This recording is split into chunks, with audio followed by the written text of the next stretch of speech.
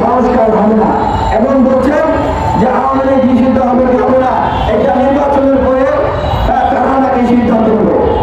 তো আমি তাদেরকে তরুণদের প্রাণ বোঝার আহ্বান জানাচ্ছি, দেশের মানুষের প্রাণ বোঝার আহ্বান জানাচ্ছি।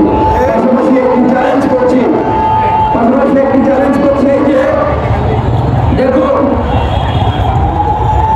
এই জাতীয় নির্বাচনের চেয়ে আগামী জাতীয় নির্বাচনের চেয়ে যে বিষয়টি সবচেয়ে গুরুত্বপূর্ণ সেটি হচ্ছে আগামী নির্বাচনে আওয়ামী লীগ অর্থাৎ গণহত্যাকারী দল আওয়ামী লীগ এবং তার দোষীরা অংশগ্রহণ করতে পারবে কিনা।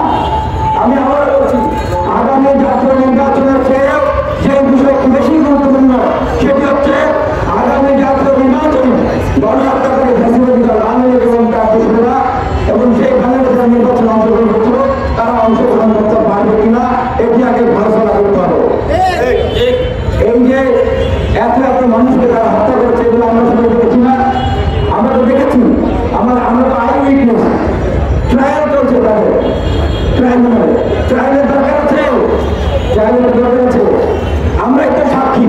তারপরেও যদি আপনারা মনে করেন যে না বাংলাদেশের মানুষ এখনো চায় আনন্দ করতে আছে, তাহলে চ্যালেঞ্জ করছে মাননীয় প্রধান উপদেষ্টার মধ্যে আহ্বান জানাচ্ছে আপনি গণভোটের আয়োজন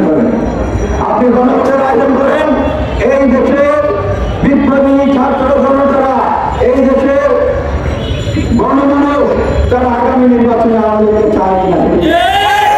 এবং পাশাপাশি আরো একটা জিনিস যোগ করে দিলেন এই গণভোটে যেই দল এবং যেই দলের নেতারা এই আওয়ামী লীগকে আগামী নির্বাচনে চায় তাদেরকেও মানুষ আসলে আগামীতে পার্লামেন্টে দেখতে চায় না। ধন্যবাদ সবাইকে।